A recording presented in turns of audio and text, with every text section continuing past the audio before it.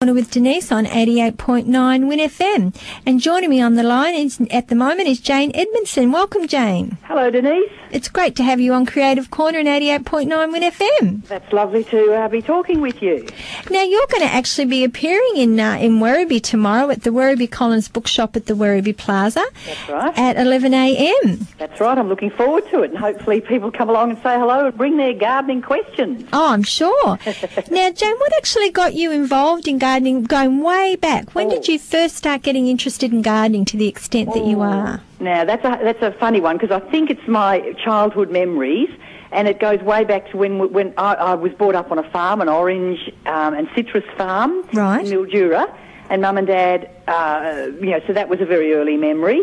And then we came down to Melbourne to go to school and all that, and then they went back to farm, later in life. And so I guess it's always been, I don't know, growing things has always been sort of in my blood, so to speak.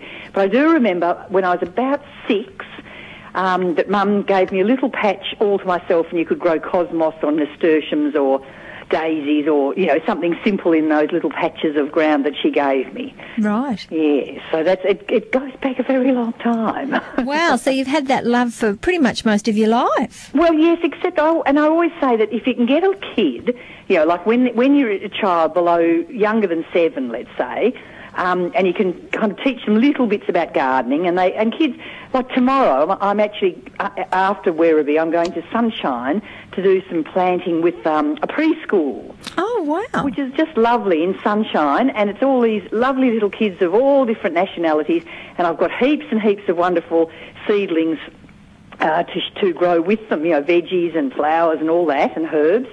And I just think if you can get kids interested when they're little, and then, all right, they might, and this is exactly what I did, when you're in your teenagerhood, you've got other things to do, so you don't sort of bother with gardening very much, but then eventually you sort of come back to it and you think, oh, I did quite enjoy that when I was little. And so, eventually it sort of comes back to you, so it's nice. And I think, too, especially when you grow up in the city, as I did, I've always been a city person. Yeah. When I was little, I mean, you didn't really realise where your food came from, on the farms and all that, and it was until I was older in school.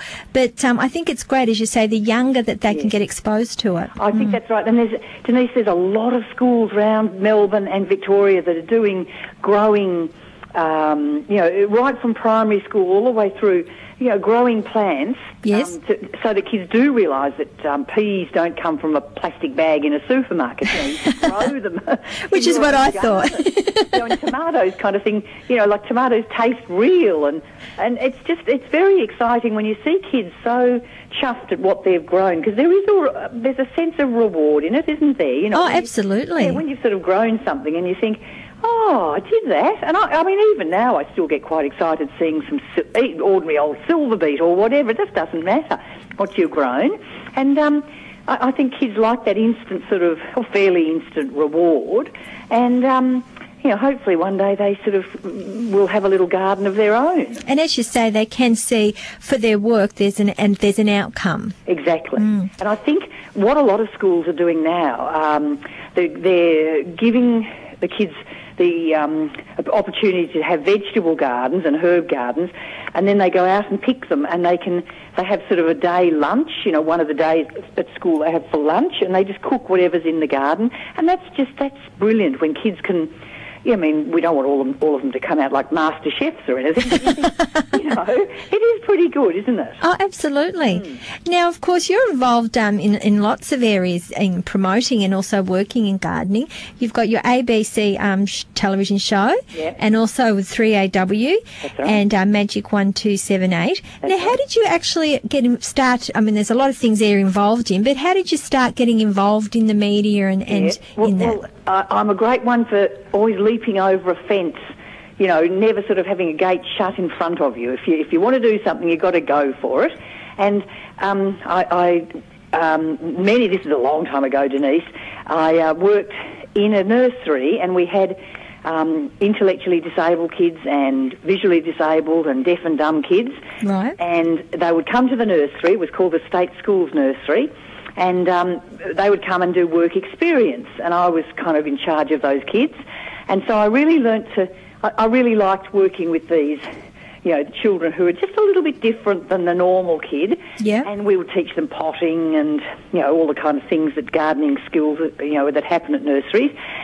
And because I was doing that, I became a friend sort of thing, and he became a mentor of mine, was Kevin Hines. Oh, right. And Kevin Hines had his TV program called So What? Yes, I remember. Yeah, that's right. Oh, you can't be that old. I do remember when I was little. I do remember my mum used to watch it. Yes, exactly. Yeah. Well, all the mums and dads used to watch it, and it was called So What? And then this is about 21 years ago, and Kevin said he wanted to retire from the TV. And so he did that, and he asked if I wanted to take over from him. Right. And so that's how Gardening Australia it went from being So What, a Victorian program, to Gardening Australia, which was the national program. And so I was very thrilled that Kevin asked me, because I was a bit younger, and also a woman, because 21 years ago, Gardening Australia's been going 21 years now, and there weren't that many opportunities for women on the television. So, I'm very proud to have done it for so long. Oh, absolutely. Yeah. And I mean, that's one of the, if not the original gardening show on television, wouldn't it be? I think it probably was. There probably were similar ones in different states. Yeah. But for Victoria, So What, I think, was pretty, and you still, like you, just recognise Kevin's name, and he, he had such a big following, and for children, they'd follow him like Pied Piper. They loved him. Oh, fantastic. Yeah. Now, how did you get started in radio? Well, the same thing. On the TV, and obviously a radio person, I don't know, just must have been watching the television and saw this person and said, oh, we want her to answer questions on a Saturday morning. And so I went, what? I don't know about that. Anyway, so I went in, and as I say, and I talk to a lot of schools about this, you can't be too blinkered in what you want to do in life. You've got to kind of go with the flow a bit, Yes. And anyway, and I mean, I was not a very, what would you call it, confident or outward-going person, but certainly being on the radio and TV has developed that confidence, if you like. And I just think I like talking to people, and people like talking about their gardens and about the problems in their gardens and all sorts of things. So it's a very nice, I find it wonderful.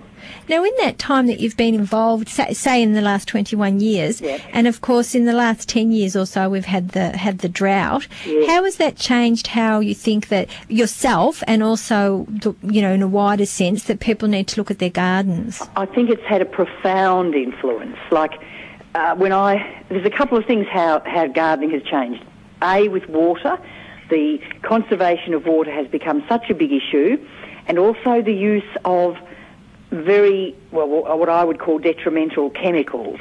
25 years ago, when I used to work in the nursery, people would come rushing in and they'd buy the worst possible chemical off the shelf just to kill a few little tiny bugs. Is that right? Oh, yes, it was terrible. And really strong, powerful chemicals that you think, oh, crikey, what on earth, what damage were they doing to themselves, let alone the poor little insects that would have gone in the next 2 weeks anyway. And that's changed very dramatically. People they want to use environmentally friendly not chemicals, just something, if they're really bugged by bugs, yes. or something that's really eating their lemon tree or something, they want to get rid of it, okay, but they want to use a safe, low toxic kind of chemical, and that's the big change.